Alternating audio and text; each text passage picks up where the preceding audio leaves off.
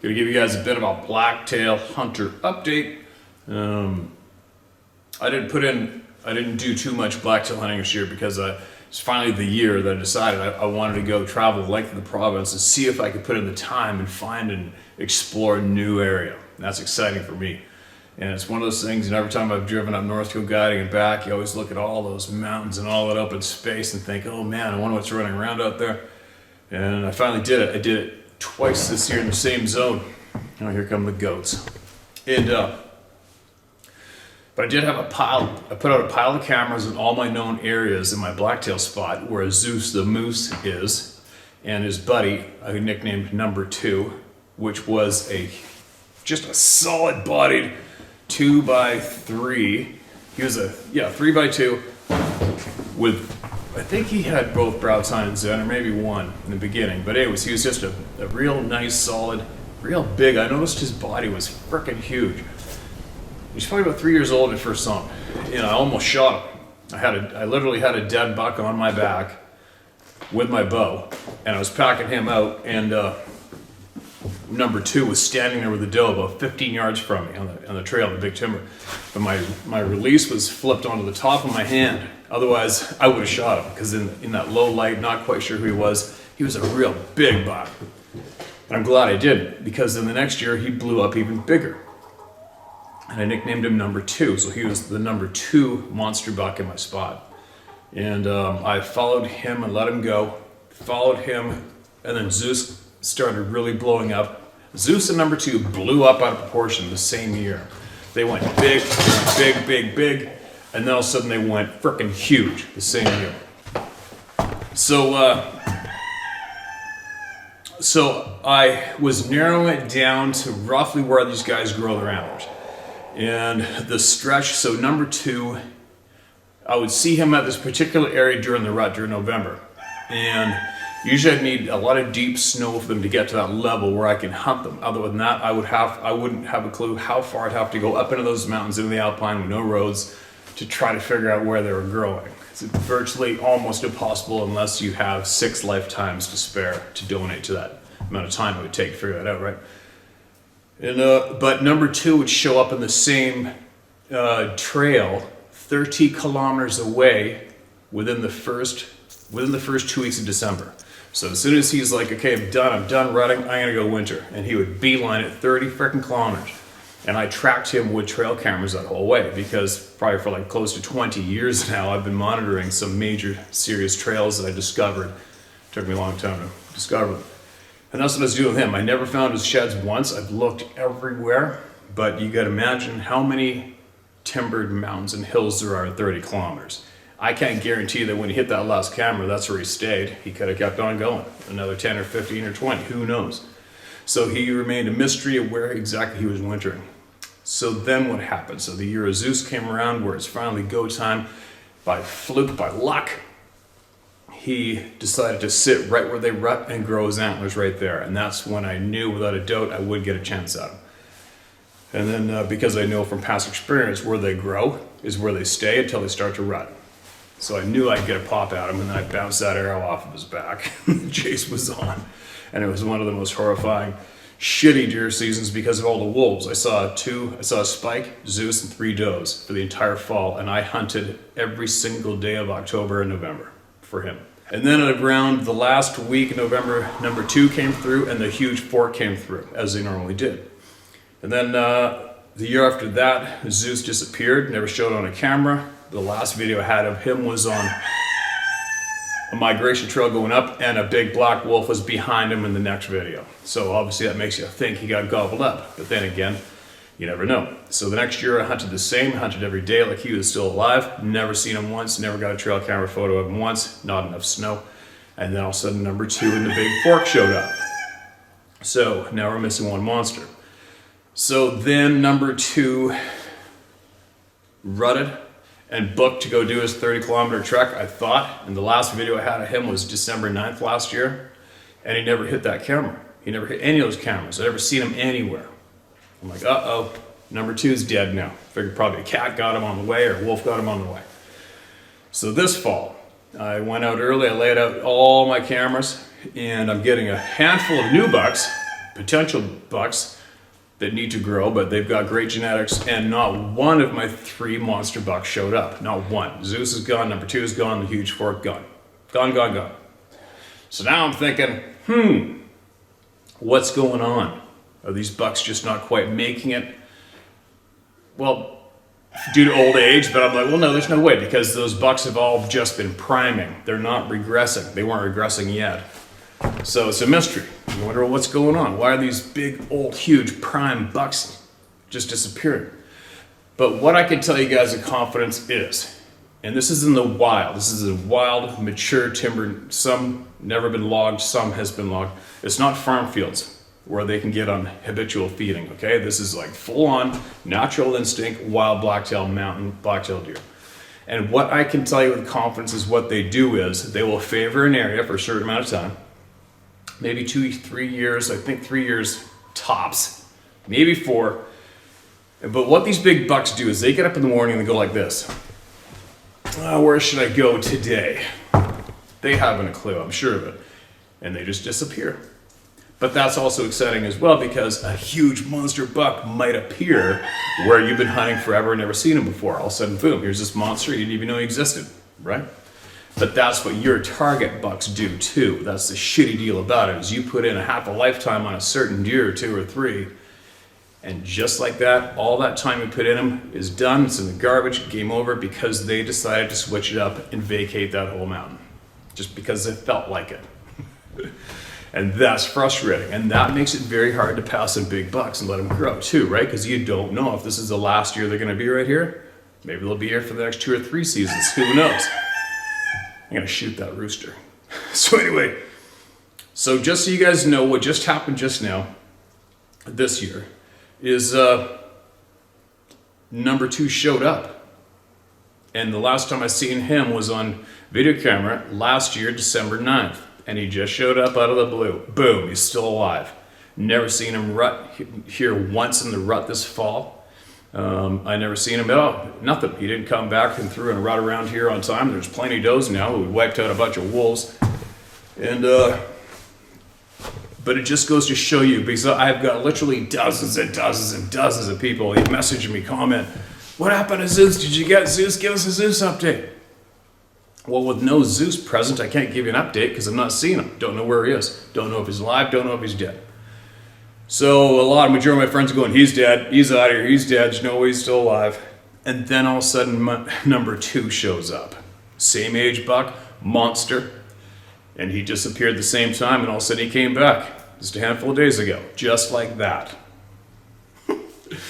So it's a very interesting, very frustrating thing to do, is trying to pick out a certain 1 or 2 wild mountain blacktail bucks and trying to stay on them. It's a very, very difficult thing to do.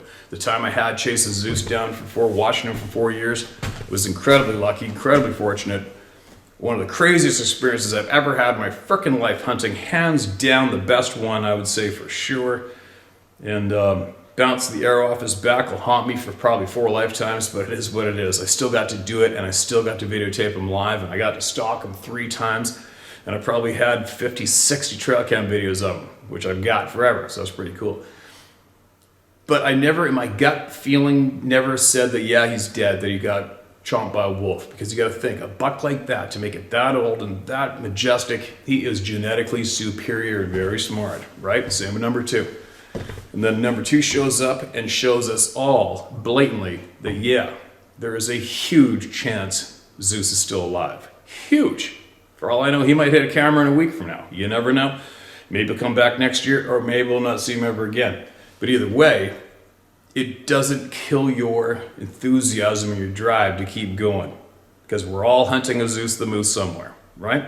And Zeus the Moose can show up anywhere, anytime. It doesn't matter if you think you know the quality and all the bucks in your zone. You don't. Unless, of course, you're on private land and farm fields, right? Even then, a surprise buck can show up. But when it comes to mountain hunting in the timber, one-on-one, you don't know. You cannot dictate to anyone or yourself whether or not a certain target buck is alive, or if you know of all the deer in the area. the target bucks, the monster huge bucks. You just can't. It's not possible. But the more you go, the more you learn, the better you get. And the more you learn about your area is what picks up your success, right? So anyways, there you go. Thought I'd give that little update. Now, moving along on topic, might as well throw this in the same video. I was recently out in some area on Vancouver Island, more or less, just not to take a time out from burning up my time in this frickin' barn here, this barn build. And I just took a time out, went for a drive. And it was last night, and I'm making a video too.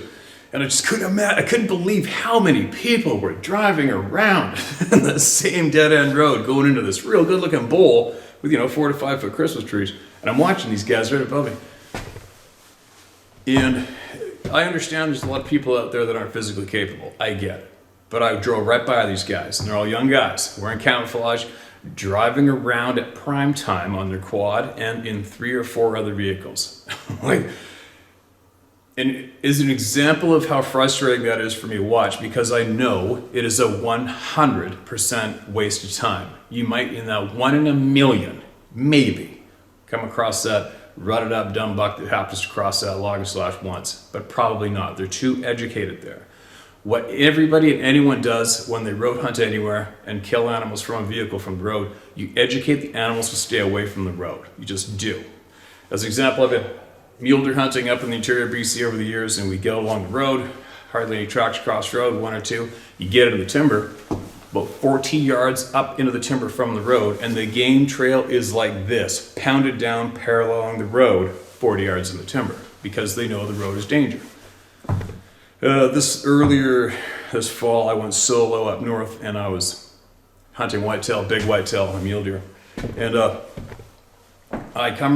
I'm going down a cut line, which opened up in a big, wide open, huge slash and grassy meadow bottom, which was about a half a mile long, maybe even a mile long, actually.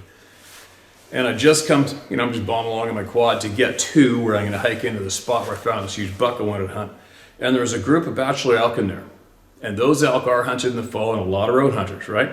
Those elk were already in full gallop running from the sound of my quad around 1,000 yards plus away from me. To give you guys an example of what happens when you're going along that road hunting, at last light to boot. And that's what's going on. So imagine what deer are doing. That big mature buck, he's just standing there. He's standing there, listening and watching before he does anything. Blacktail bucks stand and think. They think a lot. I've seen it dozens of times. I've watched them, got them on video. Trail cameras, watch them thinking. Now, whitetail deer, as an example, is just hunting this one buck, and he's finally coming out of the timber, and he stood there in the timber looking out in that farm field, just looking. The does are jumping over the fence, coming to the round bales, and he's just standing there going like this. Big, mature whitetail buck. He's not jumping over that fence into the open until it's almost basically dark. You're just thinking, come on, jump over that fence, but he's leery. He doesn't want to jump over the fence, go in the open until it's dark, right? So you imagine if you're going along the road in a pickup truck or a quad. You get to the end of the road, I watched every one of my binoculars. You get out of the truck, looked around, looked in the binoculars, looked in the scope of the gun, got back and drove away. Like, oh my God, you guys. I just wanted to run them down and shake them and go, listen to me, what are you doing? Hunt this place properly, Because what you want to do if you're going to hunt a spot like that is you park your truck back at least 1 kilometer, 1.5 kilometers around the corner, and you slowly sneak up in the cover along the edge of the ditch of that road till you get up to the end, and then you nuzzle in, you don't move, and you sit there and you wait until it's pitch black. Because if you get that buck in that spot, he's not coming out until very, very, very, very last seeing light. You're probably going to have 5 or 10 minutes tops of seeing light left to harvest that big blacktail buck in a scenario like that. It's the only way. If you can't do that, then you're going to have to go in the timber after them, right? But anyway, I know I'm babbling, it's getting a little long. But what I wanted to show you guys, I can't teach people patience. It's impossible. I know some of the most impatient people on the face of the planet, and all I can do is feel bad for them. I can't teach them patience, but I can show them examples to give them encouragement to slow down. Now, I just had number 2 showed up, and I have cameras both on stills and on video. And number 2 showed up, and take a look at this. This is a wicked prime example. Now you watch number 2, Comes up, he's standing there, and he stood there for what, 17 minutes, I believe? He stood in one spot on the trail in mature timber for 17 minutes, looking and thinking and thinking and not moving. Try doing that for yourself. As a hunter, how many of you are able to stand there in the timber for 17 minutes before taking one more step? Now, this is a great example to show you guys, because when it comes to that game in the timber, whoever moves first loses. That's how it goes. Whoever sees movement first wins. So, who's going to win more often? The animal that stands the longest or the animal that moves sooner, right? Now you take this huge mature buck. Number 2 by now is at least 9 years old, maybe 10. And he's starting to shrink up this year finally. That's a 9, 10-year-old deer. He's seen every predator you can come up with kill his relatives and friends off, or try to kill him, right? This buck is a survivor. He's very, very intelligent. He knows what's going on. He knows how to survive. And you watch him. He stood there for 17 minutes in the dark on the main trail thinking and looking. Just waiting for something to move. Something might be stalking him, right? Now, do you think any of you would be able to drive up and shoot that thing on a quad or a truck anywhere? It's not going to happen. It won't. Well, 1 in a million it might happen. You know, everybody gets lucky. Everybody gets lucky. But on average, when you're after that special deer or any mature buck, any mature anything, on public land where it's heavily hunted and there's motor vehicle access, think about it. How are you gonna sucker this guy? How are you gonna get him? You better be pretty damn lucky. I'll guarantee you're not gonna do it with a running motor beside you. No way. If that buck can stand there for 17 minutes in the dark without hearing anything, thinking, imagine how long he's gonna stand there if he hears a motor running in the distance and it's out of the timber, out in that clearing. He hears a motor running. How much encouragement is that, incentive is that motor sound to make him stand there forever? Or just turn around and get out of here, right? So all you still hunters out there, I was more wanting to share this video for you as an example of how long you need to stand still. Unless you're absolutely sure nothing can see you before you move again, right? You need to be dead slow. Patience. You need so much patience. You need to hunt a mountainside. You need to hunt the timber as though the largest world record monster buck of all time is only whatever, is in view of you. That's how you have to hunt all day, even without seeing it. You have to hunt as though the monster buck of your dreams is right there 40 yards away. You just can't see him yet. How are you gonna move? How would you move if the largest buck you ever dreamt of was within 40, 50 yards of you right now, and he's not moving and you can't see him? How are you going to move? What are you gonna do, right? So that's how you have to hunt in the timber. You have to move as though that absolute gargantuan buck is only 50 yards away from you in the timber. You just can't see him yet, right? That's how you gotta do it. You see number 2 here, he just showed us what he does. Now, how are you gonna bust him? How are you gonna beat him at that game? Well, you are gonna have to stand longer and not move, right? If you can. That's the tough one, if you can. But anyway, that's my update. I'll go and withdraw all of my cameras probably in a couple months. Maybe, well, we'll see. The snow is really gonna screw it up for getting to most of them. And I like to go out and get all my cameras in one go and not just go get a couple. I'm gonna kill that rooster. Anyway, there you go. There's an update. There's a video example of what these big bucks do. And hopefully it encourages you to slow down and hunt properly and become more successful, okay? Because we need more successful hunters. More successful hunters is more success stories going home for the kids to hear, and more success stories going to work for your coworkers to hear, which encourages more people to hunt or take up hunting, which makes more hunting licenses, which makes more money for conservation dollars, which helps our wildlife and our game population. So, if you guys haven't figured it out yet, that's why I try to help people how to hunt whenever I can, because we need successful, good hunters badly. Talk to you guys later.